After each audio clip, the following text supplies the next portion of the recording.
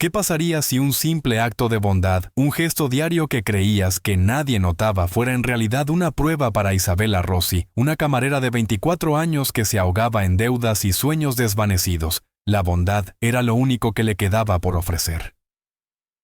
Su destinatario era Arthur, un anciano silencioso y gruñón, que se arrastraba cada mañana hasta su cafetería, un fantasma en un reservado de la esquina.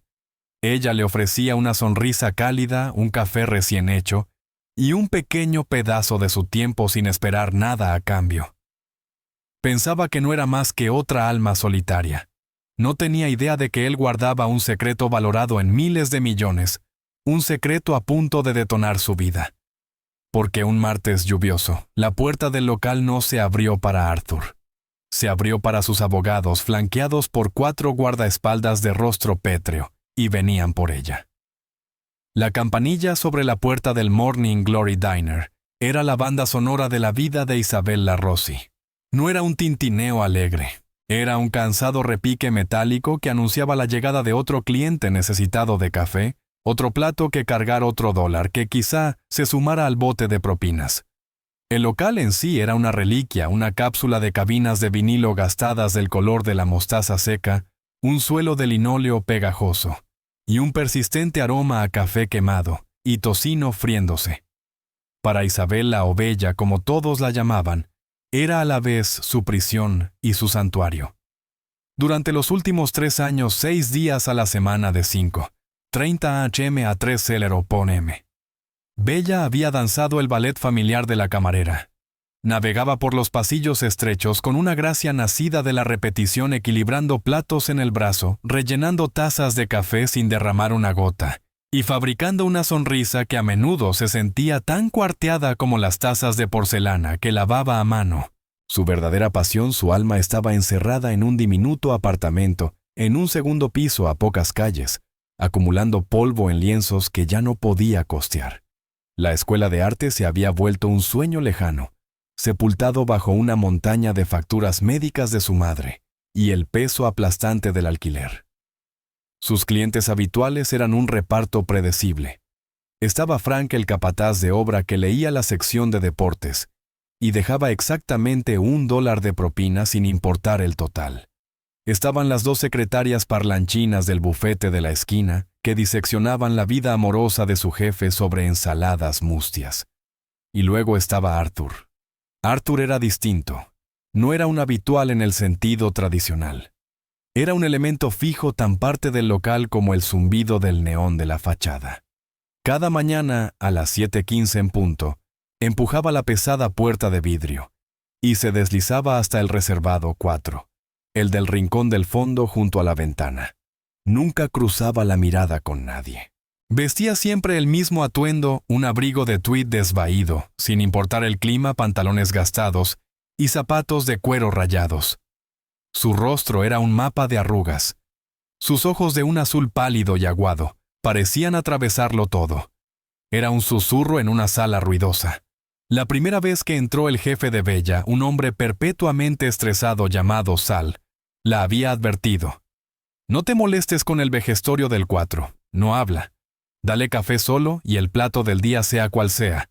Pagará con el cambio exacto y se irá». Brenda, la camarera veterana, con la paciencia de una avispa, bufó. «Una mesa para 4 desperdiciada. Deberíamos sentarlo en la barra». Pero Bella vio otra cosa en su silencio estoico. Vio una soledad profunda, una dignidad tranquila que tocó el corazón de artista que aún latía dentro de ella. Así que ignoró el consejo.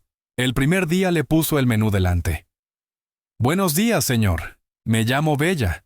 Le traigo un café para empezar». Él solo gruñó sin levantar la vista. Ella sirvió el café de todos modos. Cuando trajo el plato del día, una grasienta ración de huevos con salchichas, notó que sus manos temblaban levemente al buscar la sal. Al día siguiente hizo lo mismo, y al siguiente. Durante una semana, él respondió a sus alegres saludos con silencio, pero Bella fue persistente. «Las tostadas se ven especialmente buenas hoy», decía, «o hace un poco de fresco afuera. Este café debería entrarle de maravilla». Entonces, un lunes por la mañana, como un mes después de su silenciosa clientela al dejarle el plato, Notó que él forcejeaba para cortar las tostadas con los cuchillos romos del local. Sus nudillos estaban hinchados por la artritis. Sin pensarlo, tomó el cuchillo. «Permítame», dijo suavemente. Le cortó las tostadas en 4 cuadrados perfectos y manejables. Por primera vez, Arthur levantó la vista.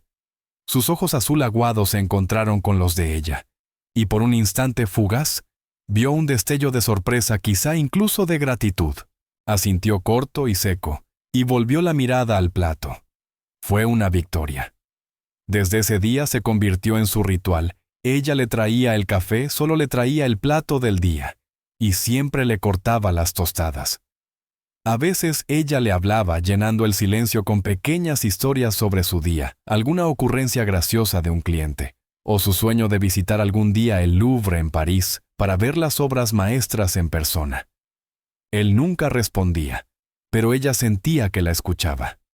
De vez en cuando dejaba una moneda de 25 centavos extra sobre la mesa, un reconocimiento silencioso que para ella valía más que una propina de $20. Sus compañeros la molestaban sin piedad. «¿Todavía hablas con tu novio, Bella?», se burlaba Brenda mientras limpiaba el mostrador con cara agria. «Estás perdiendo el tiempo. Probablemente estás sordo». «Déjala en paz», gruñía Sal desde la parrilla. «Si quiere hablar con una pared, déjala. Al menos esa pared no se queja». A Bella no le importaba. Esos 10 minutos cada mañana se convirtieron en un ancla extraña en su vida caótica. En un mundo que le exigía todo y le devolvía muy poco esa conexión unilateral, se sentía pura.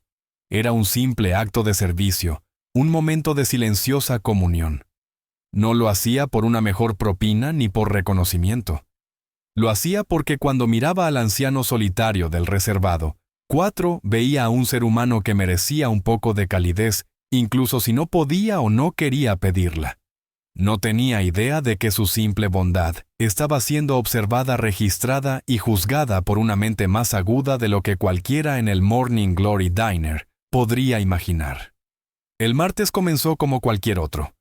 El aire estaba cargado con el olor a lluvia y tocino chispeando. Bella funcionaba con 4 horas de sueño tras haber pasado gran parte de la noche hablando por teléfono con una enfermera del centro de cuidados de su madre, discutiendo cambios de medicación y facturas acumuladas. Sintió un nudo familiar de ansiedad apretarse en su estómago, pero lo reprimió fijando su sonrisa profesional mientras se ataba el delantal. Las 7:15 a.m. llegaron y pasaron. El reservado 4 permanecía vacío. Bella miró el reloj y luego la puerta frunciendo el ceño. Arthur nunca llegaba tarde. Nunca. Era tan confiable como el amanecer. A las 7:30 un hilo de auténtica preocupación comenzó a colarse en sus pensamientos. Tal vez estaba enfermo. Era anciano después de todo. Hizo una nota mental de preguntar a los otros clientes habituales si sabían dónde vivía, aunque dudaba que alguien lo supiera. Era una isla. A las 8:05 la campanilla sobre la puerta sonó, pero no era Arthur. Todo el local quedó en silencio. Incluso el chisporroteo de la parrilla de Sal pareció apagarse. 4 hombres, todos fornidos como refrigeradores y vestidos con impecables trajes negros y auriculares, entraron. Se movían con una precisión fluida y disciplinada, completamente ajena al ambiente pegajoso y desgastado del restaurante. 2 se colocaron junto a la puerta escaneando la sala con inquietante quietud. Los otros 2 se apartaron para dejar pasar a un 5.º hombre. Era mayor, quizá de unos 60 y tantos años, con el cabello plateado peinado hacia atrás desde una frente alta y un rostro de rasgos afilados y ojos inteligentes. Vestía un traje gris carbón perfectamente hecho a medida que probablemente costaba más de lo que Bella ganaba en un año. En la mano llevaba un maletín de cuero impecable. Observó el local con una expresión mezcla de leve desdén y propósito concentrado. ¿Puedo ayudarle?, preguntó Sal limpiándose las manos grasientas en el delantal, su habitual tono fanfarrón completamente ausente. El hombre del traje gris lo ignoró. Su mirada recorrió la sala hasta posarse en Bella, que permanecía inmóvil junto a la máquina de café aún con la jarra en la mano. Caminó directamente hacia ella, sus caros zapatos italianos, emitiendo sonidos suaves y decididos sobre el linóleo. Los dos guardaespaldas lo siguieron a pocos pasos, su presencia robando el aire mismo del lugar. ¿Es usted la señorita Isabella Rossi?, preguntó el hombre. Su voz era calmada, profunda y con una autoridad que exigía respuesta. El corazón de Bella golpeaba contra sus costillas. Solo pudo asentir con la garganta súbitamente seca. ¿Qué era todo esto? ¿Estaba en problemas? ¿Había presenciado algo? Tenía que ver con las facturas de su madre. El hombre se detuvo frente a ella y la observó detenidamente. Mi nombre es Marcus Davis. Soy socio principal del bufete Sterling, Cromwell y Davis. Fui el abogado personal del señor Arthur Pendleton. El nombre flotó en el aire. Pendleton. ¿Sonaba tan formal, tan importante? A Bella le tomó un momento conectar ese nombre con el anciano callado del reservado 4. Arthur. Su nombre era Arthur Pendleton. Arthur susurró. ¿Está bien? No vino esta mañana. La expresión de Davis se suavizó casi imperceptiblemente. El señor Pendleton falleció pacíficamente mientras dormía anoche. De repente la cafetera se sintió inmensamente pesada en la mano de Bella. Una ola de pena inesperada la envolvió. Era absurdo, apenas lo conocía. Él nunca le había dicho una palabra, pero su ritual silencioso se había vuelto parte de su vida, un pequeño punto estable en su mundo turbulento. Ahora había desaparecido. Las lágrimas le ardieron detrás de los ojos. «Oh», dijo ella con una voz pequeña. Lo siento mucho al oír eso». Brenda observaba desde la barra con la boca abierta. Frank había bajado el periódico. Todo el local quedó envuelto en un silencio absoluto, testigos de un drama que nadie entendía. El señor Davis asintió brevemente como si cumpliera una formalidad necesaria. El señor Pendleton era un hombre muy preciso, con instrucciones muy precisas, dijo con calma. Su testamento contiene una disposición que requiere su presencia inmediata. Si fuera tan amable de recoger sus cosas, hay un coche esperándola afuera para llevarla a mi oficina para la lectura. Bella lo miró desconcertada. Debe de haber un error. Creo que se ha equivocado de persona. Yo solo le servía café. No hay ningún error, señorita Rossi, respondió Davis con voz firme pero no dura. El señor Pendleton fue muy claro. Su nombre es Isabella Rossi. Usted es camarera en este establecimiento, y durante el último año y medio ha cortado sus tostadas en 4 cuadrados iguales cada mañana sin fallar, y sin que él se lo pidiera jamás. El detalle era tan específico, tan trivial, que dejó a Bella sin palabras. Él lo había notado. No solo lo había notado, sino que se lo había contado a su abogado. «Sal», dijo girándose hacia su jefe, que estaba pálido y confundido. No entiendo qué está pasando». «Ve», gruñó Sal, encontrando la voz. «Anda, ve. Brenda cubrirá tus mesas». Brenda le lanzó a Bella una mirada de pura envidia venenosa, pero no se atrevió a decir nada. Aturdida, Bella desató su delantal con manos temblorosas, lo dejó sobre el mostrador, tomó su viejo bolso del vestuario y regresó al comedor.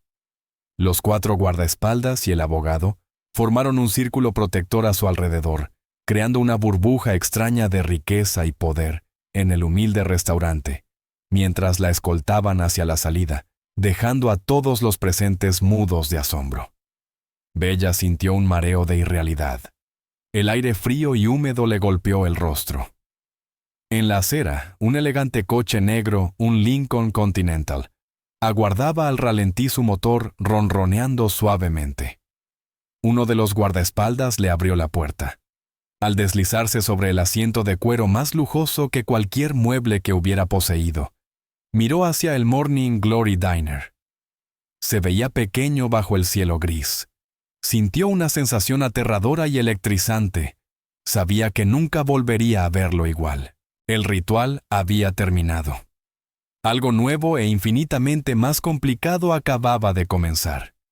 El trayecto hasta el despacho de abogados fue un viaje silencioso y surrealista por la ciudad. Bella miraba por las ventanillas polarizadas las calles familiares que ahora parecían extrañas y lejanas. El coche era un oasis de lujo silencioso con olor a cuero y cera. El señor Davis, sentado frente a ella, revisaba documentos de su maletín con una expresión profesional imposible de descifrar. La mente de Bella era un torbellino de confusión y una tristeza sorda por el anciano al que nunca conoció de verdad. Las oficinas de Sterling, Cromwell y Davis estaban en el ático de un rascacielos reluciente en el corazón del distrito financiero. Era otro mundo muy lejos del Morning Glory Diner. Suelos de mármol, muros de vidrio con vistas panorámicas de la ciudad y pasillos silenciosos adornados con arte la recibieron.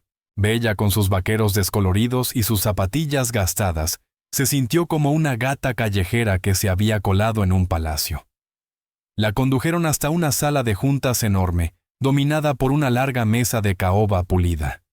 En uno de los extremos estaban sentadas dos personas que parecían tan fuera de lugar como ella, aunque por motivos distintos.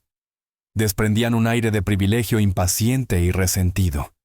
El hombre tendría unos 20 y tantos, el cabello engominado hacia atrás, un traje de diseñador, que le quedaba algo ajustado y una mueca petulante. La mujer a su lado, presumiblemente su madre, iba impecablemente vestida. Su rostro era una máscara cuidadosamente construida de cortesía y desdén. Sus dedos tamborileaban impacientes sobre la mesa. El señor Davis carraspeó al entrar.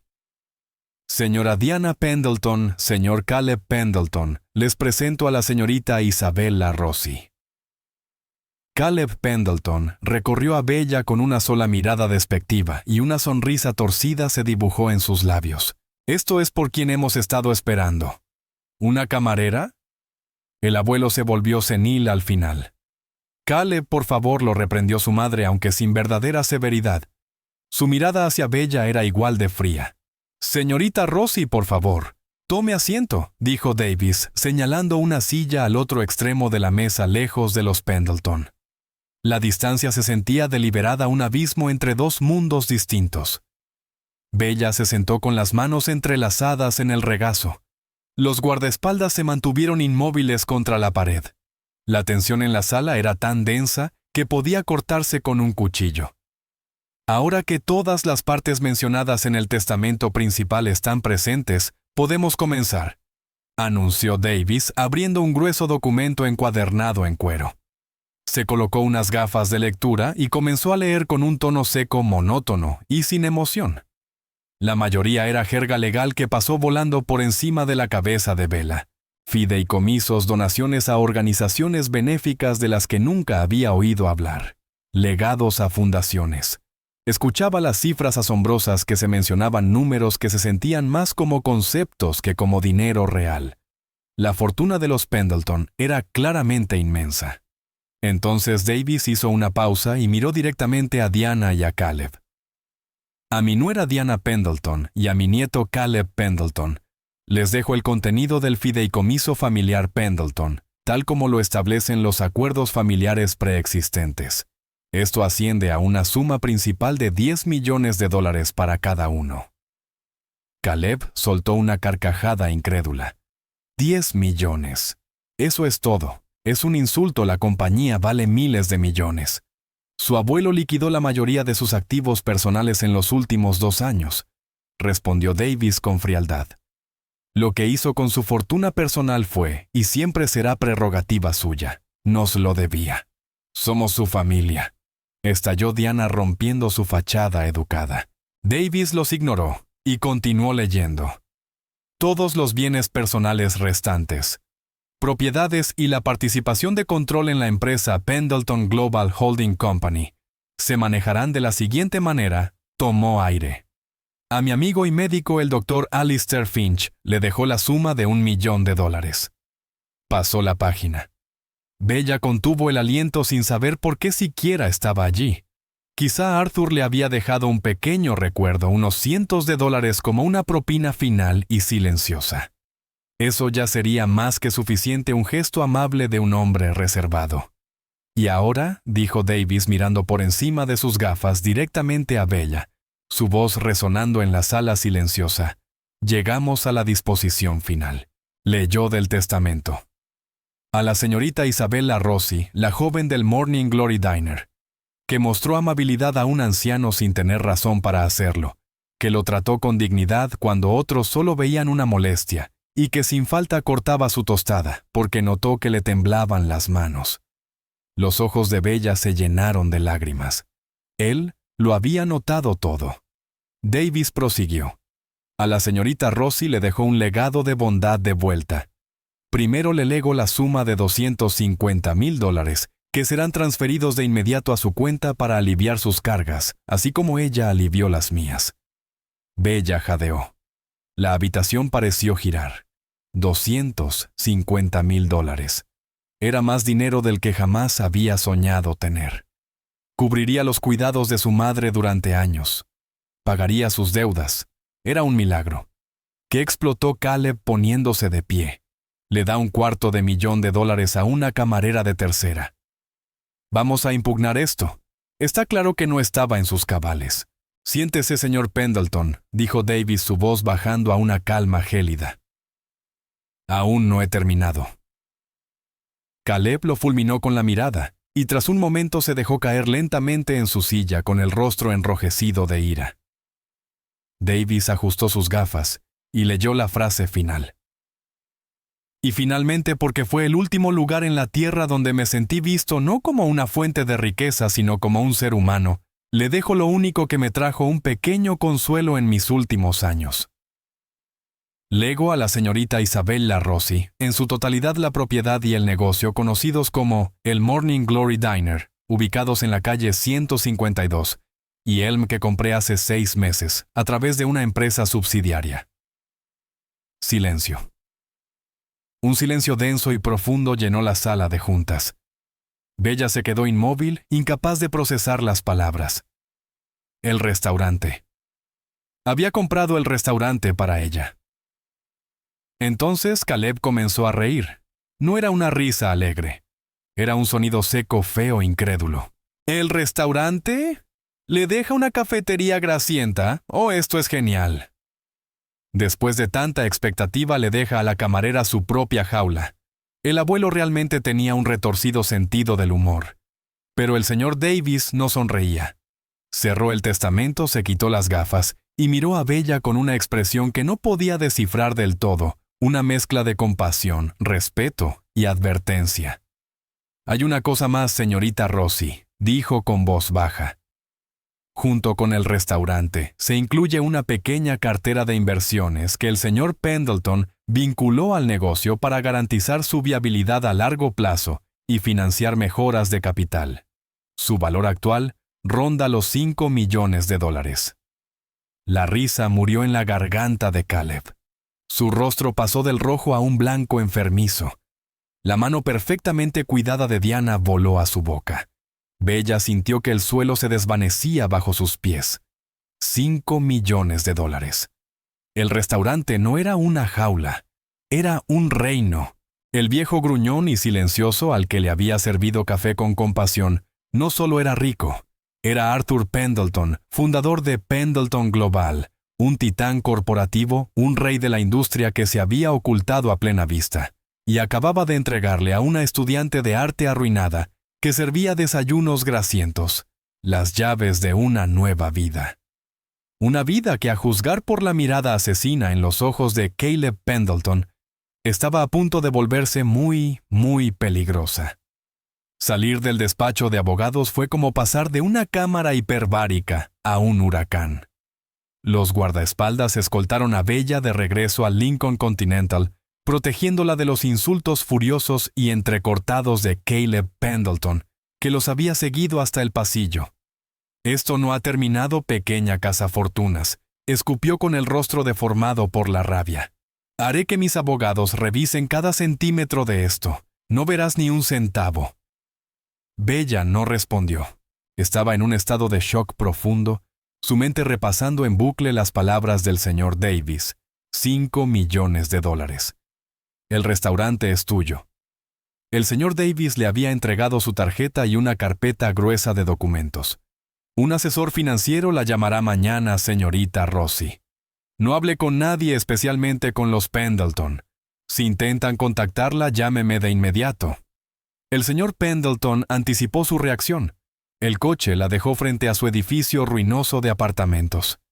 El contraste era abrumador. Un momento antes había estado en un mundo de caoba y miles de millones, y al siguiente, subía las escaleras crujientes y polvorientas hacia su diminuto apartamento. Abrió la puerta y entró apretando la carpeta contra el pecho como si fuera un salvavidas. Los lienzos se apilaban contra la pared. Su caballete estaba vacío en la esquina, un testamento silencioso de una vida aplazada. Lo primero que hizo fue llamar al centro de cuidados de su madre. Con voz temblorosa habló con el administrador financiero y pagó todo el saldo pendiente, luego pagó los próximos 2 años por adelantado, solicitando una habitación privada y la mejor atención posible para su madre. El alivio que la inundó fue tan inmenso que cayó de rodillas. Se sentó en el suelo y lloró no por tristeza, sino por la liberación aplastante de una carga que había llevado durante tanto tiempo. A la mañana siguiente, Bella no fue al restaurante. No podía. ¿Qué diría? ¿Cómo podría entrar allí? En lugar de eso, fue al banco con un cheque de caja de $250,000 que el señor Davis había preparado para ella. El gerente del banco, que normalmente la trataba con indiferencia educada, la condujo a su despacho privado con un respeto servil. El mundo ya había comenzado a cambiar a su alrededor. Por la tarde sabía que no podía esconderse para siempre. Tenía que enfrentarse a ellos. Respiró hondo y caminó por las calles familiares hasta el Morning Glory Diner. Era plena hora de almuerzo. A través de la ventana vio a Brenda agobiada y a Sal sudando sobre la parrilla. Empujó la puerta. La pequeña campanilla sonó. Todas las cabezas se giraron. Las conversaciones se detuvieron. Sal levantó la vista de la parrilla, espátula en mano. Brenda, con una bandeja de hamburguesas, se quedó congelada a mitad de paso. Todos habían oído. El chisme, seguramente contado por Frank, quien había presenciado la llegada del abogado, debía haberse propagado como un incendio. Bella, dijo Sal con voz insegura. «¿Hola, Sal?»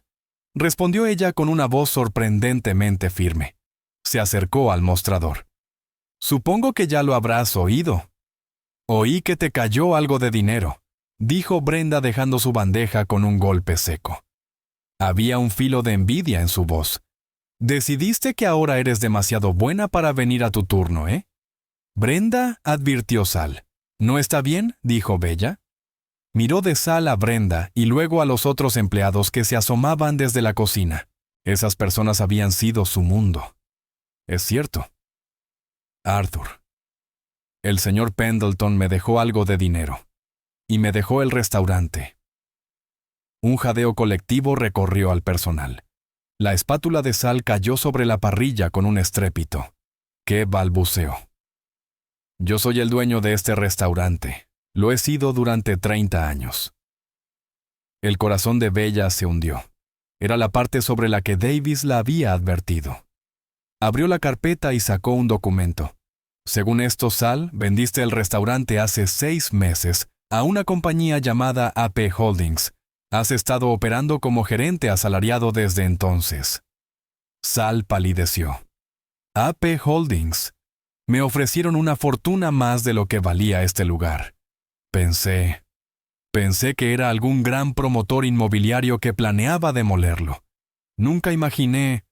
Se dejó caer en un taburete derrotado. Así que he estado trabajando para el viejo todo este tiempo. Y ahora trabajo para ti. La absurda realidad golpeó a todos a la vez. Isabella Rossi, la camarera callada a la que siempre le recortaban las horas, ahora era su jefa. Brenda soltó una risa corta y amarga. Bueno, ¿no es esto un cuento de hadas? Entonces, ¿qué harás ahora, jefa? ¿Nos vas a despedir a todos y traer a tus amigos? El desafío flotó en el aire. Era su primera prueba. Todas las miradas estaban puestas en ella. Podía sentir el resentimiento, la incredulidad, el miedo. Su antigua vida había terminado. Ya no era una de ellos. Era la dueña la otra. Bella respiró hondo, apartando su propio asombro y temor. Pensó en Arthur, en su silenciosa dignidad. ¿Qué habría querido él? Nadie va a ser despedido, dijo con voz clara y firme, sorprendiéndose incluso a sí misma.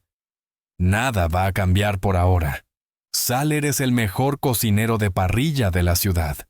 Brenda, puedes manejar 6 mesas a la vez sin despeinarte. Este lugar funciona gracias a ustedes. Yo no sé absolutamente nada sobre dirigir un negocio. Voy a necesitar su ayuda.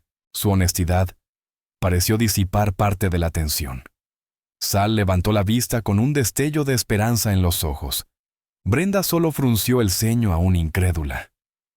Entonces, ¿cuál es tu gran plan?, lo desafió Brenda.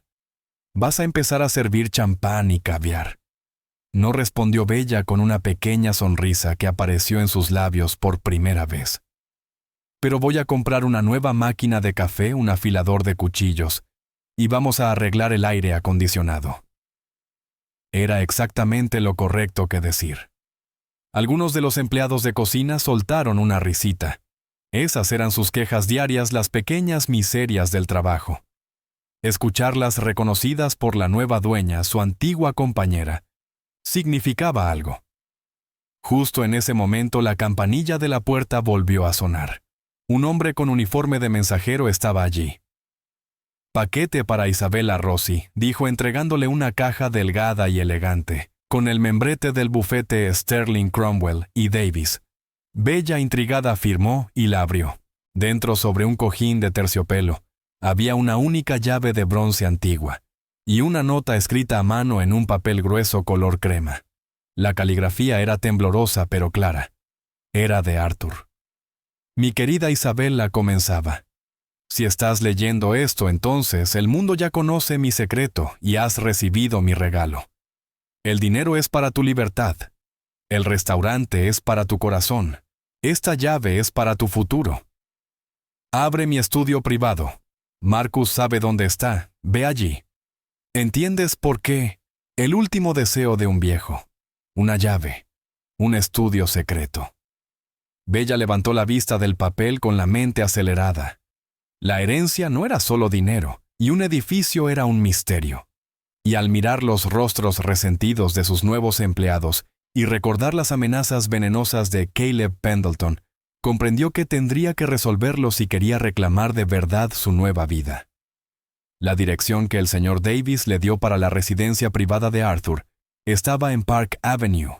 Era uno de esos edificios de piedra caliza anteriores a la guerra, con una entrada cubierta y un portero que parecía un general retirado. Cuando el taxi se detuvo, Bella sintió una nueva oleada de intimidación.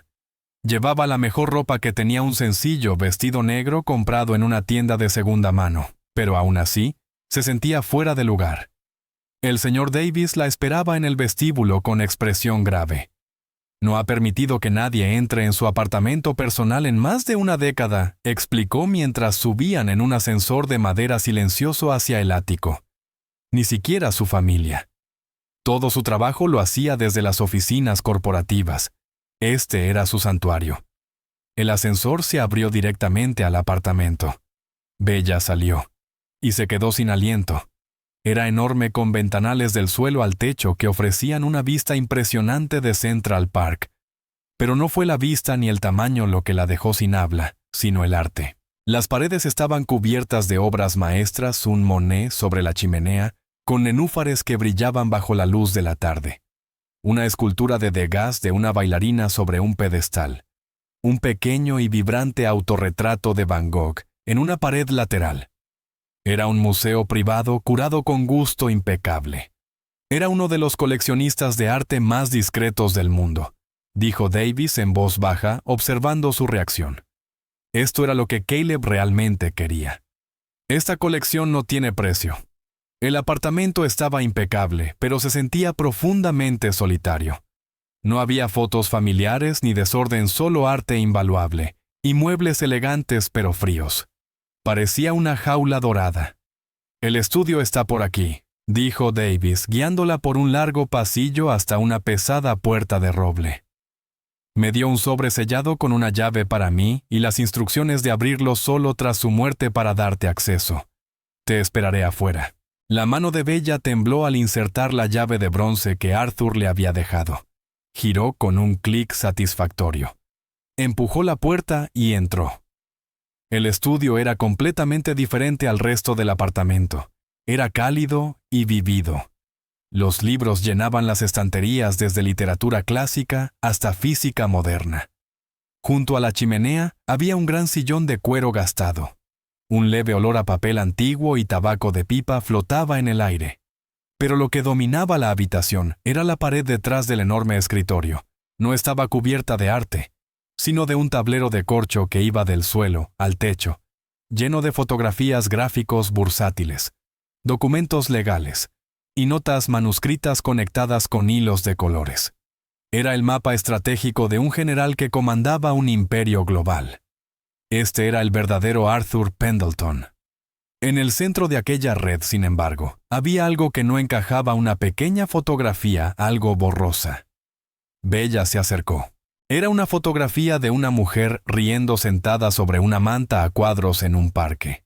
Era hermosa, con ojos amables y una sonrisa cálida. Al lado había otra foto, la misma mujer de pie, con orgullo frente a un pequeño y encantador local. El cartel sobre la puerta decía El Enenas Eats. Los ojos de Bella se posaron entonces en una serie de recortes de periódico amarillentos por el tiempo. Los titulares contaban una historia trágica. Prometedora restauradora Eleanor Pendleton muere en accidente automovilístico. El empresario Harrison Vance adquiere la cadena de restaurantes en bancarrota. Pendleton Global anuncia la adquisición hostil de Vance Industries. Todo comenzó a encajar. Eleanor debía haber sido su esposa, una creadora de lugares sencillos donde la gente podía comer. Había muerto y un depredador corporativo llamado Vance se había beneficiado de su pérdida solo para ser destruido años más tarde por un Arthur sediento de venganza, guiada por un nombre. Bella miró otra sección del tablero, estaba dedicada a Caleb. Había fotos suyas en yates, en clubes nocturnos rodeado de modelos.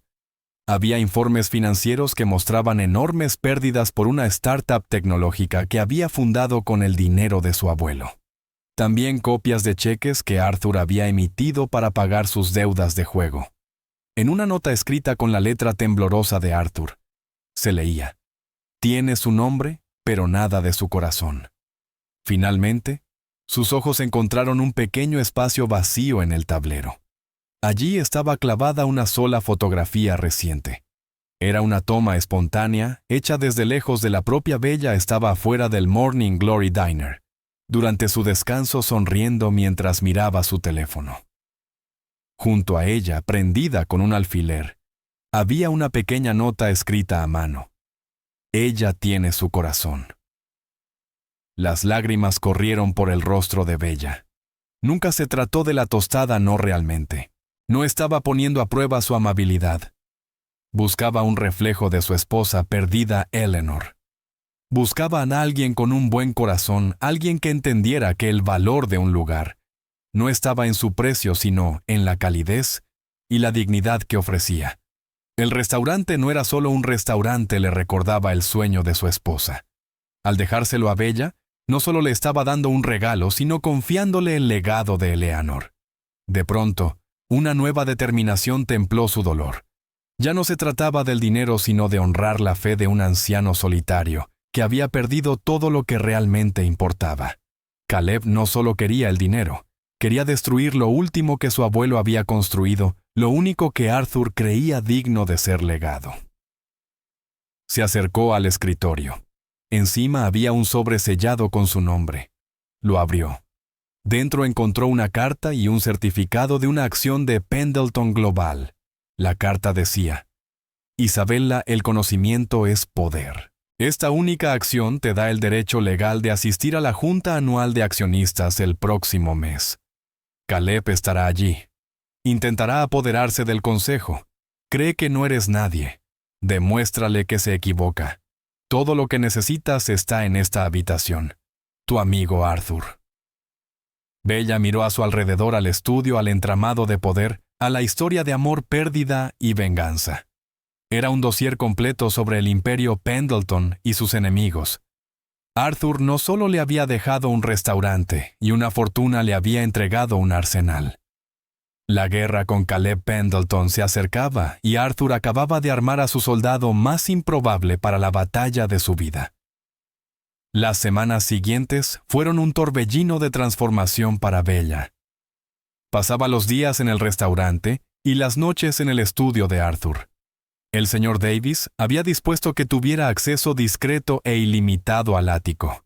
Los guardaespaldas ahora bajo su nómina la llevaban allí después de cada turno. Al principio su presencia en el Morning Glory era incómoda.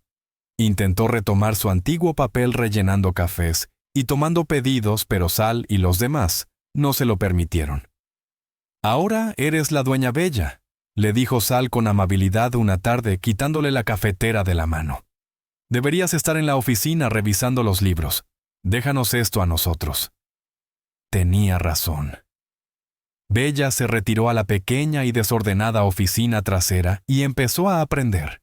Con la ayuda del asesor financiero que Arthur había dispuesto, comenzó a entender márgenes de ganancia, cadenas de suministro y nómina. Los 5 millones del portafolio no eran solo una suma fija, sino un fondo cuidadosamente administrado, para generar ingresos estables más que suficientes para cubrir los gastos del restaurante y pagarle un buen salario. Le dio un aumento a todo el personal empezando por Sal y Brenda. Brenda, que había sido su crítica más dura, fue la que más resistió al cambio. Observaba a Bella con desconfianza como si esperara el momento en que todo se derrumbara. El punto de inflexión llegó una tarde sofocante, cuando el viejo aire acondicionado murió con un gemido y una bocanada de humo. La cocina se convirtió en un infierno. «Eso es todo.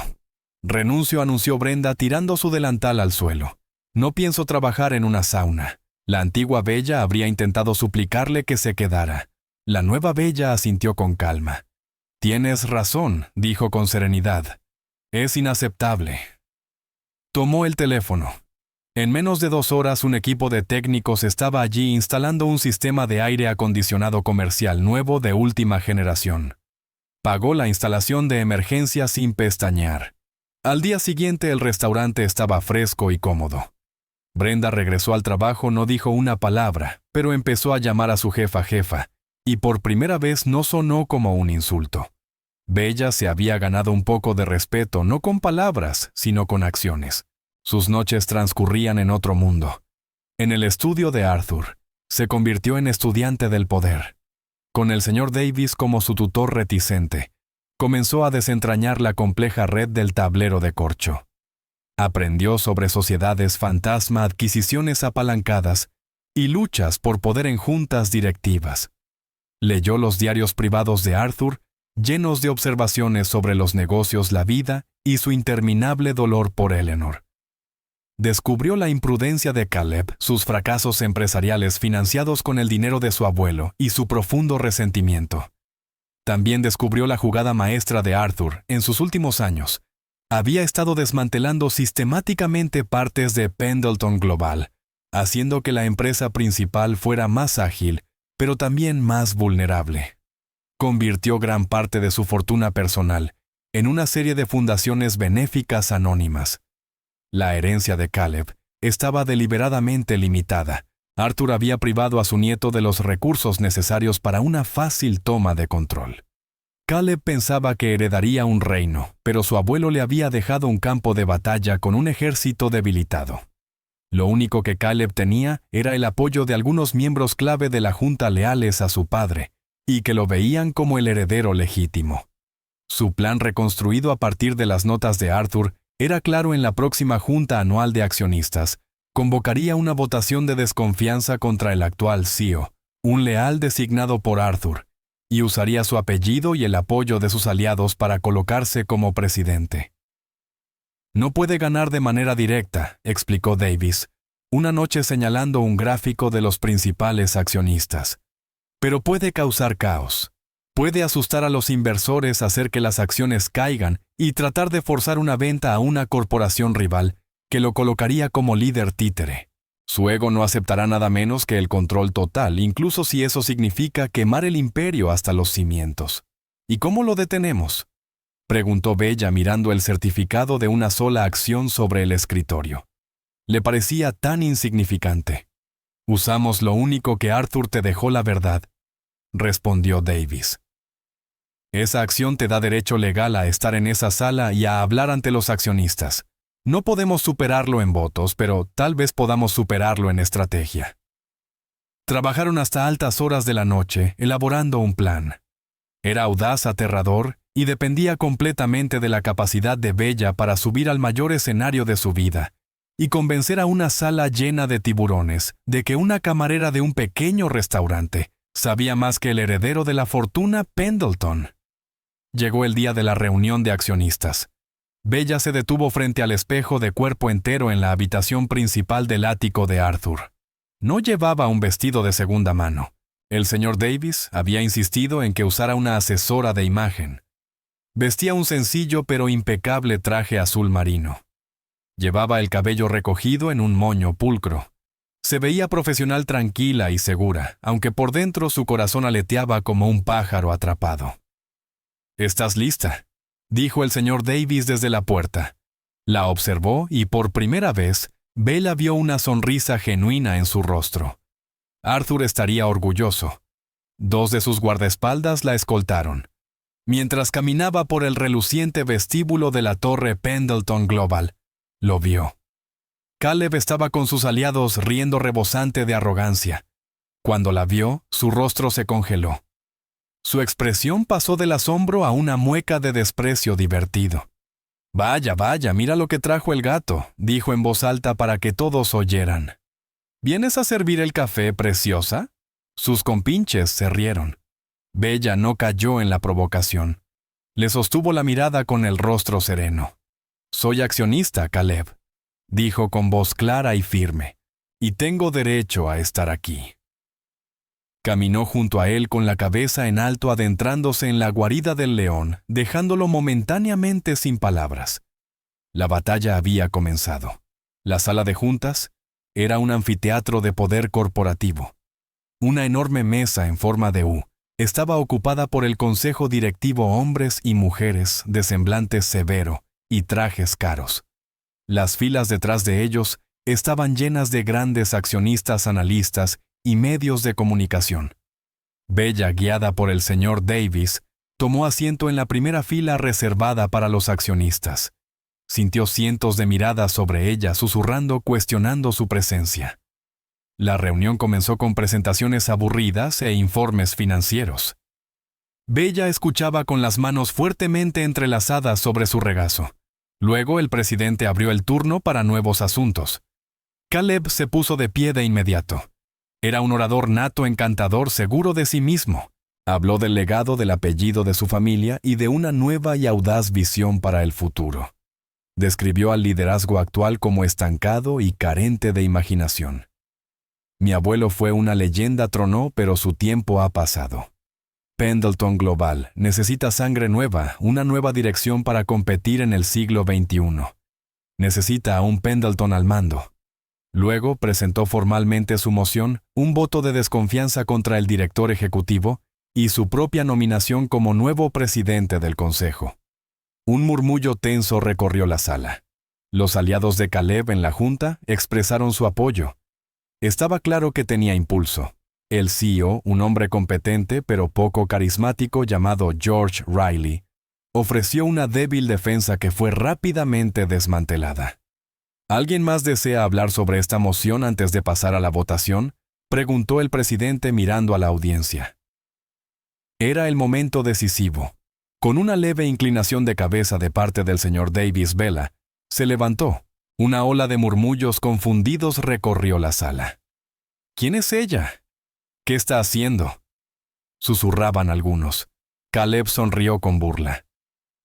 «Tengo entendido que el turno de palabra es para los accionistas, no para el personal de servicio», dijo con desprecio. «Soy accionista», respondió Bella, su voz amplificada por el micrófono frente a su asiento. Al principio tembló ligeramente, pero pronto encontró su fuerza. «Mi nombre es Isabella Rossi». No miró a Caleb, sino a los rostros de los miembros del Consejo de los Inversores. «El señor Pendleton habla del legado de su abuelo. Estoy aquí hoy porque yo también formé parte del legado de Arthur Pendleton, No el legado de miles de millones de dólares, ni de adquisiciones corporativas, sino el de sus últimos años. Les contó su historia. No la adornó. Habló con sencillez y honestidad del restaurante Morning Glory, del anciano silencioso del puesto 4, de cómo le cortaba el pan tostado porque le temblaban las manos. La sala, que al principio la había ignorado, fue quedando en silencio escuchando con atención. Verán, en sus últimos años, Arthur Pendleton ya no estaba interesado en adquirir más empresas. Le interesaba una sola cosa: el carácter. Pasaba sus días en un sencillo restaurante observando a las personas. No buscaba al próximo gran director ejecutivo, sino la simple y honesta decencia. Luego dirigió su atención a Caleb. Caleb Pendleton habla de una gran visión. Los registros privados de Arthur Pendleton, que me confió personalmente, muestran esa visión con toda claridad. El señor Davis se levantó y colocó una carpeta frente al presidente. «Copias para la Junta», dijo con seriedad. Bella continuó, su voz resonando con convicción. Una visión que llevó a una pérdida de $30 millones en una empresa tecnológica fracasada. Una visión que obligó a su abuelo a pagar más de $2 millones en deudas personales de juego. Una visión tan imprudente que Arthur Pendleton escribió de su puño y letra: «Mi nieto tiene la ambición de un rey, pero el juicio de un necio».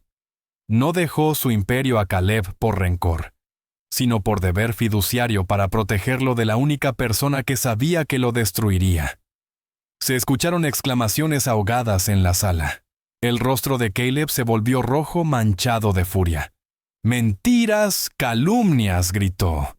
«Ah, sí», replicó Bella sin apartar la mirada. «Toda la documentación está allí». Arthur Pendleton entendía que el corazón de esta empresa no estaba en el precio de sus acciones, sino en su integridad, un concepto que su nieto nunca ha comprendido. Entonces jugó su carta final. «Pero no estoy aquí para pedirles que me crean, ni para que simplemente rechacen a Caleb. Estoy aquí para honrar la verdadera visión final de Arthur. Él no quería otro rey en el trono. Quería un guardián». Miró directamente a George Riley, el atribulado CEO. Dejó notas elogiando la prudencia, la estabilidad y la lealtad del señor Riley. Creía en él. Pero también sabía que la empresa necesitaba un alma. Se volvió hacia el consejo.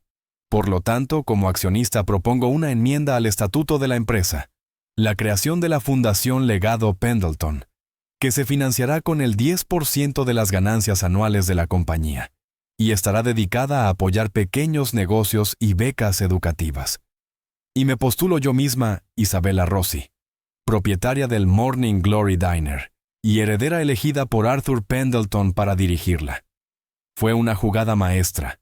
No estaba pidiendo poder sobre la empresa, sino una posición de autoridad moral dentro de ella. Vinculó el legado personal de Arthur directamente con el futuro de la compañía, ofreciendo a los accionistas una historia de redención y propósito, en lugar de una sucia lucha de poder. Honró al estable CEO mientras dejaba a Caleb fuera de juego, no con tácticas corporativas, sino con una historia simple y poderosa de carácter. La sala permaneció en silencio durante un largo momento. Y entonces, uno de los miembros más antiguos del consejo, un hombre que había conocido a Arthur durante 50 años, comenzó a aplaudir lentamente. Entonces, de pronto, toda la sala lo siguió. Inversores, analistas e incluso algunos de los propios partidarios de Caleb, cautivados por la historia y la brillante maniobra, comenzaron a aplaudir. Caleb permaneció inmóvil, con el rostro convertido en una máscara de derrota absoluta. Había sido vencido no por un magnate corporativo, sino por una camarera con una historia. La votación fue una mera formalidad, la moción de Caleb fue aplastada, y la propuesta de Bella fue aceptada por unanimidad. Meses después, el restaurante Morning Glory fue renovado. Estaba limpio, luminoso, y la cocina era de última generación. Pero el vinilo color mostaza del asiento número 4 permanecía intacto, conservado bajo una delgada capa de plástico protector. En la pared sobre él se colocó una pequeña y elegante placa de bronce que decía «Rincón de Arthur». Bella dividía su tiempo entre dirigir el restaurante con Sal como su bien pagado gerente y Brenda como su sorprendentemente leal jefa de personal y administrar la nueva fundación que ya estaba cambiando vidas. Finalmente, volvió a tener tiempo para pintar, y sus lienzos se llenaron de colores vibrantes. Había encontrado el equilibrio que nunca supo que buscaba entre su vida pasada y la nueva, entre el arte y los negocios, entre la bondad y el poder. Había honrado el legado de Arthur, y al hacerlo, había construido el suyo propio.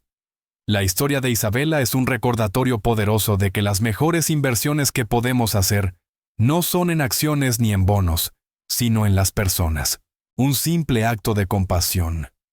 Un momento de dignidad ofrecido a alguien que parece no tener nada puede generar ondas que cambian vidas de maneras que jamás podríamos prever. Arthur Pendleton tenía todo el dinero del mundo, pero murió buscando algo que el dinero nunca podría comprar: una conexión humana genuina. Y la encontró en un modesto restaurante, en las manos de una camarera que eligió ser amable. Bella no solo heredó una fortuna, heredó una responsabilidad, demostrando que la verdadera riqueza no está en lo que posees, sino en lo que haces con ello. Su historia nos deja una pregunta: ¿quiénes son los Arthur silenciosos en nuestras propias vidas? Y tenemos la gracia de notarlos. Si esta historia de bondad inesperada y fuerza oculta tocó tu corazón, por favor tómate un momento para dar me gusta y ayudarnos a compartirla con más personas. Cuéntanos en los comentarios qué habrías hecho tú en el lugar de Bella. Y no olvides compartir este video y suscribirte al canal para más historias reales e inolvidables que demuestran que las cosas más extraordinarias pueden sucederle a la gente más común. Gracias por escuchar.